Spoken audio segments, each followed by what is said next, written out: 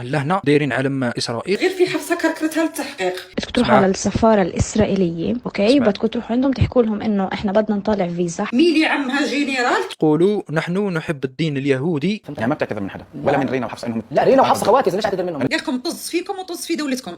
مرحبا بكم فيديو جديد، ان شاء الله تكونوا في افضل الاحوال. الفيديو هذا راح نهضروا على البلبله اللي راهي ناضت عندها يومين ولا 3 ايام بسبب المحقق كونان هذيك تاع السوشيال ميديا اللي يقولوا لها كارولين. الخلوطه راهي صاريه في هذه الحكايه وما فيها. الانسانه هذه خرجت معلومات على رينا وحفصه وعبد الرحمن اللي قال لك سبت انس شايب، راهم داوهم زعما للتحقيقات. شكون اللي راح للتحقيقات الاول؟ هي حفصه. الحكايه هذه راهي شويه مش واضحه بزاف، وانا جبت لكم واحد الحقائق وجبت لكم واحد الصوره تاع انس شايب راهو متصور مع صهيوني. كاين واحد الفوكال في الواتساب راهو منتشر بعد ما صارت هذه الحكايه على كيفاش تدخل للدوله تاع الصهيون هذه. دوك نعطي لكم الحقائق كما راهم. نتوما اللي عليكم بارطاجيو الفيديو، فرجوا الفيديو من الاول للاخر. نبداو اول فيديو. بسم الله على بركه الله. كي بغى يدخل للجزائر جو بونس بدل الباسبور باش الفيزات هذوك راحوا مع الباسبورت.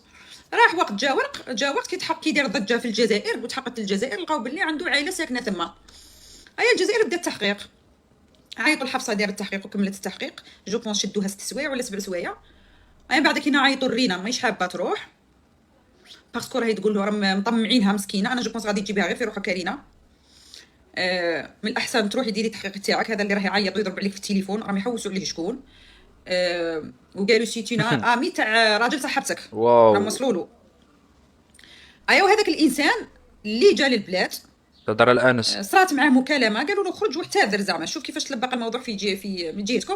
قال لكم طز فيكم وطز في دولتكم الى الاخير. هذا هو البوليتيك الجديد اللي راه كاين.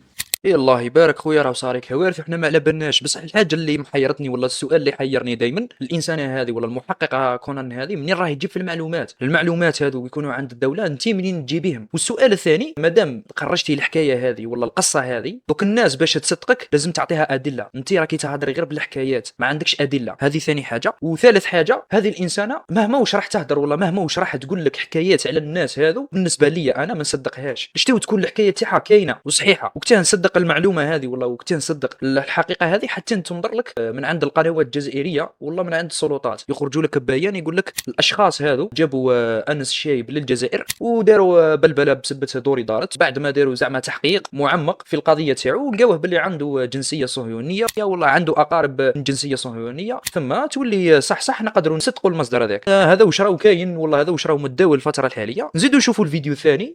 واش راك لاباس غير؟ قلنا له يا ولد الناس اسكو صح عندك اصول؟ لا انا عندي باسبور اردني وزيد في الاردن وكابر في الاردن. بصح اختي من كم شهر كان عندها عرس رحت حضرت لها عرس في ديك البلاد. كاع عيطوا لهم تحقيق مدام. جو بونس مازال ما تروح رينا، هي اللي مازال ما تروح. ونورمالمون كان عندها اليوم تحقيق، اليوم ما حبش تروح.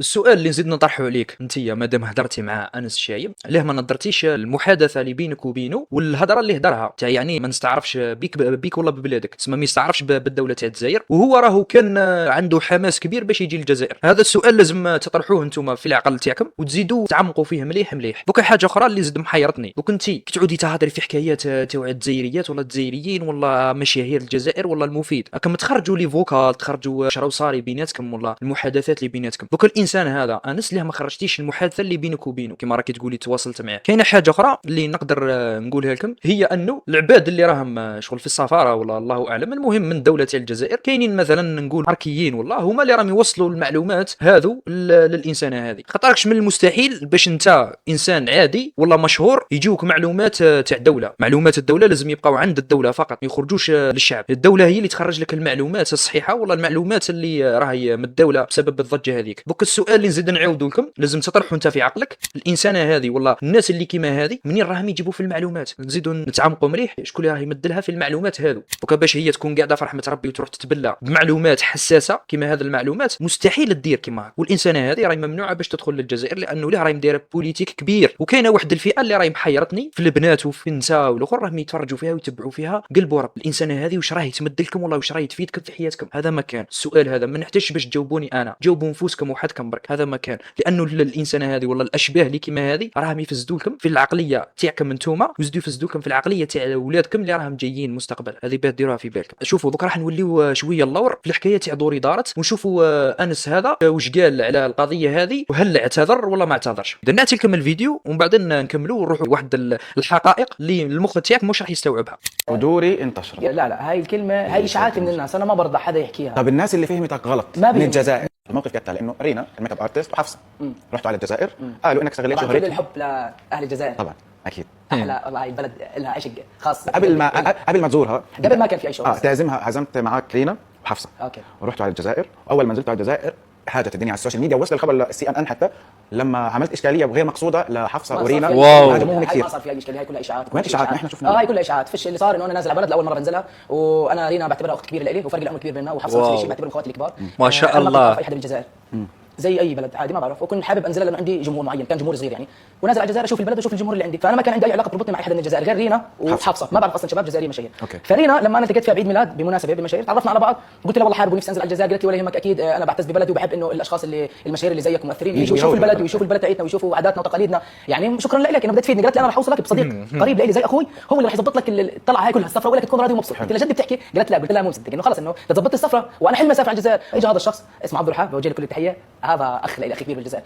اجى هو عنده شركاته ما شاء الله وعنده اموره كله اموره تمام بالجزائر، عمل لي اوراقي الشخصيه وطلب مني وعملنا الاجراءات وقدمنا على الفيزا وتحمسنا، واحنا قلنا يلا بنروح مع بعض، طلعت انا ورينا وحفصه ورحنا على الجزائر. ودوري انتشرت. لا لا، هاي الكلمه هي اشاعات من الناس، انا ما برضى حدا يحكيها، انه لانه هي اشاعه هاي الكلمه. اشاعات. الناس اللي فهمتك غلط من الجزائر، لا اللي بيحبوك بس بيحبوك غلط. ما حدا بيحبني وفهم غلط، لانه بيحبني لسه بيحبني وبيعرف انه ما صار في اي شيء غلط. الاشاعات اللي طلعت هاي ما مش مهمه، فهمت يعني ما بتعتذر من حدا ولا من رينا وحفصه انهم لا، رينا وحفصه خواتي، ليش اعتذر منهم؟ اللي تعرضوا لهيك انا معهم على مشكلة المره قبل الحلوه، رينا وحفصه بحطهم بعيوني اكيد. دوكا كاين واحد السؤال اللي نطرحه لكم يا المشاهدين ولا المشاهدات. الانسان هذا كي راكم شغل تتبعوا فيه وزعما مغرومين فيه من الاخر، ما تنوفقوا ما تقولوا باللي ما نعرفوش والله المفيد. دوكا الانسان هذا واش راهو يعطيكم فايده برك، هذا ما كان. نتوما باش تروحوا تتبعوا انسان صح اللي يفيدكم في حياتكم ويفيدكم في اخلاقكم ومبادئ تاعكم، نتوما تروحوا تتبعوا واحد الفئه من المشاهير اللي منبوذين في الواقع، حبوا يدخلوا للمواقع باش يوليوا عندهم زعما احترام في المواقع ويوليوا يديروا احترام وهمي في الواقع. دوك الانسان هذا كنت تروحوا تشوفوا الحكايات ولا لي فيديو اللي كانوا يديرهم وقت فات، قسما بالله العلي العظيم ونتحدى اي جزائريه اللي راهم شغل يتفرجوا فيه برك هزوا لي فيديو تاوعو اللي راهو يديرهم مع ذاك مو هذاك فلوغ ولا معك في يسميوه مع ذاك بيسان، المهم شله دبي كيما راهي، هزوا لي فيديو تاوعهم وديوهم لوالديكم ولا المهم خاوتكم ولا الاباء تاعكم، نقولوا له انا واش رانا نفرجوا، واعطيوني رايكم برك في التعليقات. هذا واش راح نقول لكم. انا على بالي باللي الهضره تاعي توجع، لانه لا بزاف ناس ولا بزاف فئه اللي راهم فئه اللي راهم يتبعوا في هذا المشاهير ما يعجبهمش الحال كي نهضروا عليهم ونهضروا كلمه الحق. هذه هي. دوكا هذا الانسان هذا راه ما ندرش باعتذار يا سيدي، يعجل ماكش قاصدها. شوف مادام انت تحب الجزائر وتحب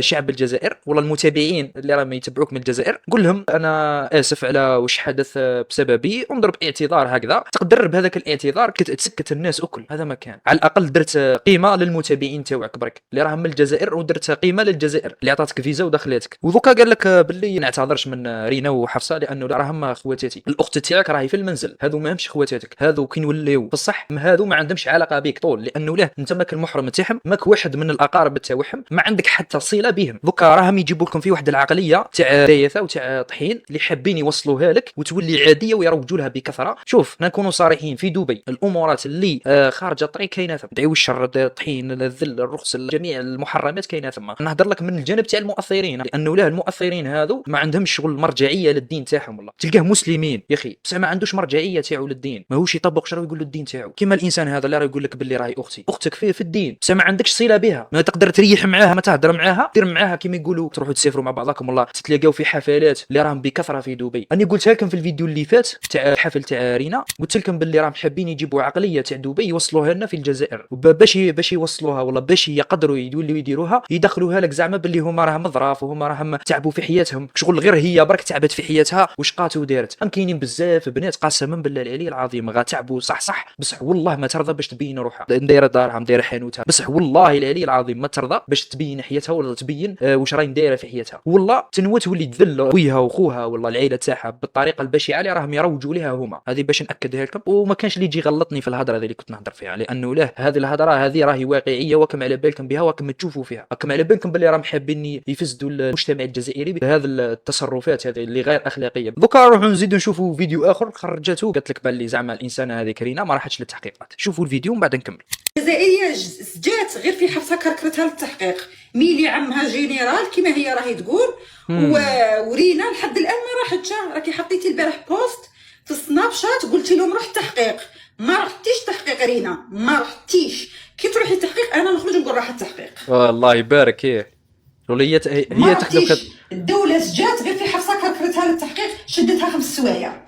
هي تخدم خدمه الدوله. ما راحت باسكو عمها جينيرال، ورينا ما راحت باسكو علاه من الام بواقي، نصهم كاع طالعين، نصهم كاع خادمين الثوره. اول حاجه راهي تهضر على هذه اللي قالت لك عمها جينيرال، هذه الانسانه اللي راهي في النص. دوك نعتها لكم في ثواني برك. الانسانه هذه هي اللي دخلت انس هذا الشايب دارها مع راجلها، هو قاعد غزل بهم عادي قدام راجلها عادي. المهم على بالكم قصه حميده ستار اسمها بلا ما نقول لكم، وراهي تهضر زعما على رينا على اساس باللي راهي جايه من عائله ثوريه وما على باليش. زعما هذيك ما راحتش للتحقيقات والاخرى مع عمها جينيرال. بس دوك حاب نفهم برك بالهضره هذه اللي كتوصليها لنا، واش راكي تفهمي فينا باللي زعما كي عاد عمها جينيرال ولا عندها ناس راهم في الدوله شغل ما تتحاسبش. ولا دوك مادام لحقنا للامر هذا يا اخي باللي كاينين خونه. دوك راني قلت لكم في الاول السؤال هذاك اللي طرحته عليكم انتيا، منين راكي تجيبي في المعلومات هذو؟ هذا ما كان برك كي تفهم منين راهي تجيب في المعلومات هذو تولي تفهم الحكايه هذه كيفاش نظرت. هذا ما كان. ما نزيدش نتعمق لكم فيها بزاف، انا نهضر لك وانت يا كمل فسرها. هذه هي باش ما ندخلوش في متاهات اللي ماناش حابين نلحقوا لها. دوكا نروحوا لواحد الفيديو قديم شويه يا اخي تاع حفصه تهضر مع كارولين، والسؤال المطروح يا اخي اللي زدنا نطرحوا عليكم. دوكا دخلت لكم غير اسئله، هذا ما كان فيديو هذا غير تاع اسئله. دوكا نتوما كي راكم تقولوا باللي الانسانه هذه حفصه راهي الله يبارك عليها ومنه متخلقه وتعرف تهضر وما على باليش. دوكا انا كل رانا قادرين نقراو شويه هكذا ونوليو ننظموا الهضره تاعنا ونكتبوها، خرج لك الهضره تاعيك شغل منظمه غلطه ما فيهاش. تولي تشوفني باللي راني قاري ومثقف ومنه وشغل الانسان متخلق. لا او التربيه والتخلق والمبادئ تاعك هذو وما يجوش هكذاك برك. هذوك راك تكبر بيهم ولازم تحافظ عليهم، ولازم ما تخلي حتى واحد يغيرك والله يبدلك عليه والله يبدلك على الدين تاعك. دوك الانسانه هذيك حفصه شغل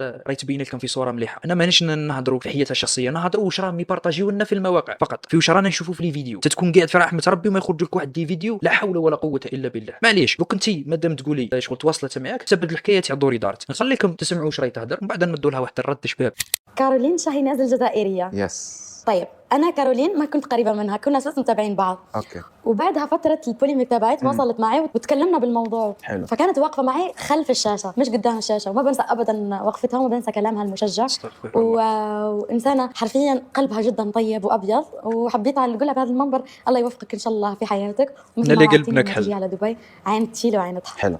كما كنتوا تسمعوا الانسانه هذيك قلبها ابيض، ولا المحققه كونان هذيك قلبها ابيض وحنا اللي قلوبنا كحوله. فهمتوا؟ تما دوك انتوما اللي قلوبكم كحوله والمؤثرين هذو اللي راهم يفسدوا في المجتمع بطريقه مباشره غير مباشره، راهم هما اللي قلوبهم بيضاء وشغل هما اللي يعرفوا يهضروا، هما اللي يعرفوا الحياه، وهما اللي يعرفوا واش يقدموا للمشاهد تاعهم باش يستفاد منهم غير الحوايج اللي ماهمش مليح. دوك حنا اللي قلبنا اكحل لانه لا حنا اللي نهضروا فيهم، حنا اللي نكشفوهم على واش راهم يديروا ولا نكشفوهم على الحقائق تاعهم، وانتوما اللي تتبعوا فيهم. نهضر على الفئه اللي تتبع في المشاهير هذو، انتوما قلبكم ثاني ابيض لانه ليه راكم تجيو تدافعوا على الانسان اللي راه يمدلكم في حوايج غلطه، وراه يغلط فيكم في الديانه تاعكم، يغلط فيكم في العلاقات بينك وبين بنتك ولا بينك وبين الاخت تاعك ولا بينك وبين العائله تاعك، اللي راهم يمدوكم في واحد المفاهيم وواحد الاساليب اللي قاريين عليها باش انت تدخلي معاهم في هذه الدوامه هذه اللي راهم يحوسوا يدخلوك فيها. هما قلبهم ابيض وحنا قلوبنا كحوله. هذه هي معليش، حنا من بكريك شغل ممسوح فينا الموس باللي حنا قلوبنا كحوله، لانه لا عندكم انتم عباد يتبعوا فيكم يجيو يهاجمونا، لانه لا حنا نحطوكم في الصوره ونكشفوكم على الحقائق تاعكم اللي راكم تمدوا فيهم في المواقع. اما في الواقع ما نعرفوكمش، نعرفوكم غير في المواقع ولا واش راكم تقدموا في المواقع. دوك الانسانه هذه حفصه، دوك انت على بالك باللي المحققه كونان هذه حياتها اكل فاسده، هي مستعرفه باللي انسانه 97 ولا انسانه خامجه راهي دير في الحوايج اللي ماهمش مليح، الحوايج اللي محرمها ربي راهي دير فيهم. انت زعما انسانه محترمه، والانسانه اللي تكون مش محترمه ما يقدروش يتلاقاو وما يقدروش يريحوا في نفس البلاصه ولا ما يقدروش يديروا علاقه ولا ما يقدروش يهضروا مع بعضهم. نوضحها لكم مليح، دوك انسان يكون مليح وانسان مش مليح يقدروا يتفاهموا ما يقدروش يتفاهموا، وكتاه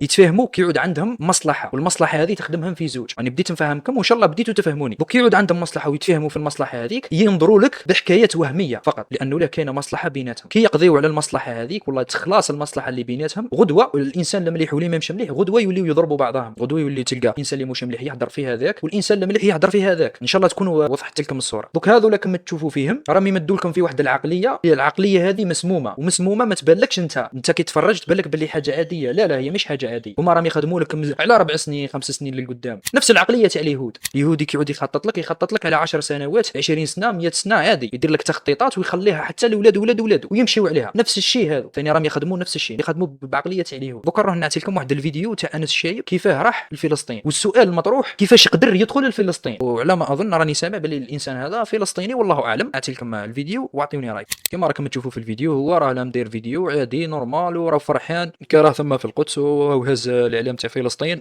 ودعوا لهم ربي يقدرهم ويتغلبوا على الصهاينه هذوك. راكم كنتوا تشوفوا فيديو عادي نورمال. السؤال اللي قلت لكم هو كيفاش يقدر يدخل للثما، هذه هي، لانه لا راهي صعيبه عليك باش تدخل للثما ولا يعطيوك فيزا باش تدخل للثما. دوكا راه نزيد نعطي لكم واحد الفوطو اللي لقيتها هنايا في التيك توك، ولقيت واحد الصوره هذه انس متصوره مع زوج اشخاص، والاشخاص هذو على ما اظن اسرائيليين، لانه لا انس عنده يقولوا هنايا علم تاع اسرائيل، والانسان اللي من وراه محطوط فيه علم اسرائيل، والكتبه اللي من وراه مكتوبه بالاسرائيليه، والله اعلم. شوفوا التصويره هذه واعطيوني رايكم. كما راكم تشوفوا انا اللي حاب يقرا على كل حال. لهنا وكاين واحد الاعلام لهنا على بالي الصوره مش واضحه مليح، دوك نعطي لكم الصوره وتكون واضحه اكثر. كما راكم تشوفوا لهنا في التصويره لهنا دايرين علم اسرائيل، ولا هنا راهو علم تاع اسرائيل، والكتبه هذه اللي راكم تشوفوا فيها راهي كتبه تاع اسرائيليين. الفوطو هذه اني لقيتها منتشره في التيك توك، منين جابوها كيفاش تبارطاجات الله اعلم. المهم التصويره هذه لقيتها هنايا في التيك توك ومبارطاجينها، وقال لك باللي راح ثم الاسرائيل وعنده علاقات مع اسرائيل، الله اعلم. الفوطو هذه شفتها وكيفاش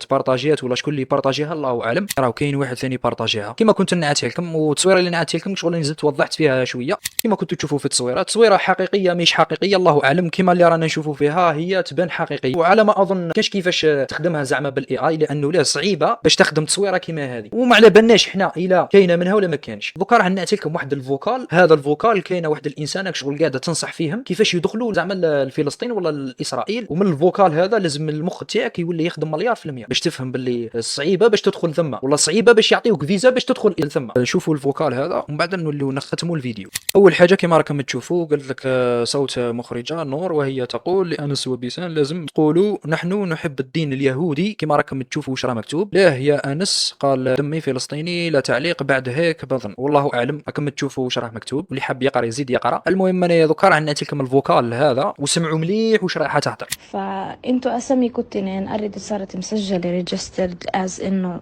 في معكم كونفirmation تقدروا تدخلوا. بيضل عليكم شغله واحده بدكم تروحوا، بدكم تركزوا معي فيها هاي. بدكم تروحوا على السفاره الاسرائيليه، اوكي. بدكم تروحوا عندهم تحكوا لهم انه احنا بدنا نطلع فيزا. حيسالوكم ليش بدكم تطلعوا فيزا.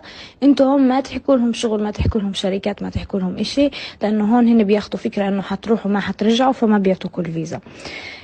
فانتوا هتحكوا لهم سياحه، احنا بنحب الدين اليهودي، بنحب القدس، وانتوا اساميكم حيطلع لها تصريح. مش اي حدا بيروح وبيحكي هذا الحكي بيطلع له تصريح، لانه هو العامل بس يدخل ويفحص. يعني بالنسبه لاساميكم راح يكون انه في معكم تصريح اللي هم جاي من طرفنا احنا. هلا هاي الشغله انا كان فيني اعملها يعني معكم لو اني انا كنت معكم في دبي، بس ما اني انا في البلاد اوريدي ففيكم تعملوها لحالكم. اصلا هي ما بتكلف ولا اي شيء، بس مجرد انكم تروحوا، وما بتوقع انه الاشي اصلا بياخد دوره هيك. لا يعني بتروحوا بنفس اليوم، بتخلصوا كل المعاملات خلال اليوم. كما كنت تسمعوا الفوكال هذا راه يبين لكم بزاف حوايج، والله يبين لكم بزاف حقائق اللي تكون انت كمشاهد ما على بالكش بها. دوكا الفوكال هذا واش راه يقول؟ قالت لهم باللي نتوما قولوا لهم باللي نحبوا الدين اليهودي ونحبوا القدس، باش انت تكون مسلم وتولي تروح دير افعال اللي الدين تاعك ما يتقبلهاش، وكيدير الافعال هذو على اساس باش ترضي اليهودي باش يخليك تدخل للدوله زعما تاعو. كي نوليو للصح هو ما عندوش دوله، الدوله اللي راهو قاعد فيها دوله فلسطين ماهيش دوله اسرائيل. دوكا هذا النوع من الناس اللي راهم يديروا في الافعال هذو ويبانوا لكم باللي نتوما راهم عاديين وانسان محترم وانسان الله يبارك عليه. وقلت لكم الف خطره راهم يروجوا لكم الحاجه برك اللي يحبوا يوصلوها لكم برك، ولا الحاجه اللي يحبوا يمدوها للمشاهد. انا مثلا حاب نبين لك صوره مليحه عليا، بصح مثلا انا راني ندير مثلا حوايج كبار وانت تكون ما على بالكش. نفس الشيء راهم يديروه من المؤثرين هذو، انت ما تشوفش على واش راه يمد لك ولا واش راه يبارطاجي لك. انت لازم تكون عندك عقليه تلاحظ بزاف حوايج وتتعمق في المشهور هذا اللي تتبع فيه. اسكو عنده علاقات كيما نقولوا مع عباد اللي ما همش مليح، كيما هذا الانسان زعما زعما راه عنده علاقات صهيونيه، لازم تكون انت تعرف المشهور هذا الا رايح يديك للهاويه والله رايح يزيد فيك، الا رايح يديك للهاويه تجنبه وزيد حذر عليه، ولا عاد يزيد فيك مثلا راح يبين لك الحوايج المليح ويكون صح هو ما عندوش علاقه بالصهاينه ولا بامورات اللي ماهمش مليح، هذاك الانسان تقدر تتبعه. سما دوك الحاجه اللي تكون واعي لها بزاف، ماشي اي مشهور تشوفه تتامنوا ولا تتبعوا على اساس الانسان هذاك راه ما يغلطش ولا الانسان هذاك راه صحيح في كلش، لا دير في بالك كاينين دائما خفايا من وراهم. نهضر على الفئه هذه اللي راهي عايشه في دبي، شغل مقدسين دبي ويحوسوا يذلوا رواحهم ويركعوا لدبي باي طريقه باش يعطيوهم الاقامه الذهبيه هذه. ان شاء الله نكون وضحت لكم الصوره، وان شاء الله راكم فهمتوا من الفوكال هذا اللي عطيته لكم. الفوكال هذا راه يبين لك بزاف صوالح وبزاف خفايا اللي راهم كاينين وانت كمشاهد ما على بالكش بها. سما منه وجاي ردوا بالكم فواش راكم تشوفوا ولا فواش راكم تتبعوا المؤثرين هذولا، راكم تتبعوا فيهم، لازم تبداو تصفيوا فيهم بالواحد. الانسان اللي يكون عنده منفعه ليك وللناس كيما راهي تبعوا ودعموا، والانسان اللي يكون ما عندوش منفعه ويدير لك حوايج غير تافهه ولا يسيء لك للدين ولا يفسد لك في الجيل ولا في العادات ولا في التقاليد ولا في المبادئ اللي تكون انت متربي عليها، ما يخليكش تخرج على الدين تاعك والله شغل تولي تخدم بالدين تاعك. شوف دوك انت كي تكون مشاهد لاي مشهور، لازم المشهور هذا يكون يستاهل تشاهدو ولا يكون يستاهل باش تتبعه وتمد له وقتك. كيعود انسان انت تتبعه على التفاهه تاعو، دوكا كيما انس هذا وشني هو المحتوى تاعو؟ ما عندوش محتوى شطيح ياث الطحين، يدخل مع مرا وراجلها لديارهم وهذاك عادي نورمال، شغل بينات لهم حاجه عاديه. هي شوفوا كي نوليو ولا صح، لانه العقليه تاع انس راهو جابها من دبي عندهم العقليه هذه نورمال، هذا ما كان. والمشاهير تاعنا هذو اللي راهم حابين يجيبوا عقليه دبي يوصلوها للجزائر، حابين يوصلوها للجزائر بصح ما عرفوش كيفاش برك، هذا ما كان. لانه لا على بالهم بلي العقليه تاع الجزائري صعيبه، وهما راهم يتهربوا من العقليه تاع الجزائري وراهم يروحوا زعما للخليج وراهم يفرحوا بالخليج اكثر من ما يفرحوا بالجزائري. هذا باش نكون صريح معكم. وباذن الله كاين واحد الفيديو اخر ولا فيديوهات اخرين اللي راح نهضرهم على بلال، وراح نهضر على هذيك نور ولا نوران ولا اللي راهم يديروا في واحد الحوايج مامش عاجبيني. باذن الله ندير عليهم فيديو، ان شاء الله يكون عجبكم الفيديو، وان شاء الله نكون وضحت لكم الصوره كيما راهي والحقيقه كيما راهي. هذا مكان انتم اللي عليكم بارطاجيو الفيديو هذا صح تعبت فيه قسما بالله، تعبت فيه ديجا عندي دوكا 42 دقيقه وانا نصور فيه. انتم اللي عليكم بارطاجيو الفيديو ونتلاقاو في فيديو جديد.